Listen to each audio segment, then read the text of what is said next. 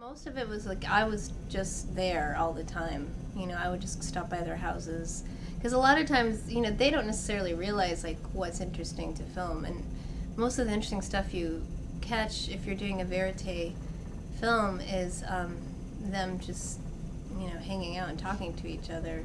So a lot of it was just me showing up at their house with the camera and hanging out all day or all night and filming what was going on.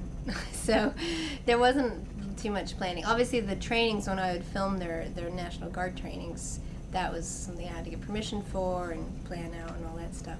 But them and their lives was pretty much just me kind of being there all the time. Yeah. And not always filming. I would have my camera with me, but I didn't always film.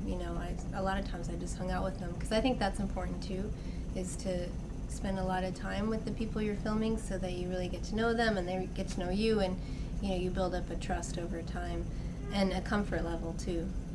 So I think it's really important to not film all the time and to spend the time to get to know them, and vice versa. So and there were certain things that I would plan, like their parents at work. I would plan that. I was like, can I come tomorrow and film you at work, kind of thing. So there are certain things that I would set up a little bit ahead of time, but a lot of it was just kind of being there.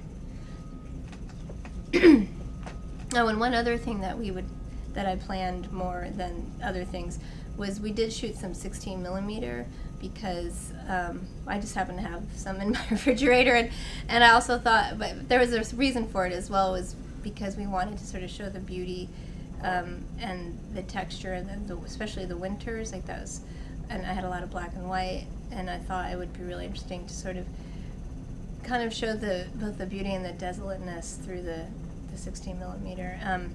So like the kids sledding is something we planned because we shot it on 16 millimeter, and stuff like that. So.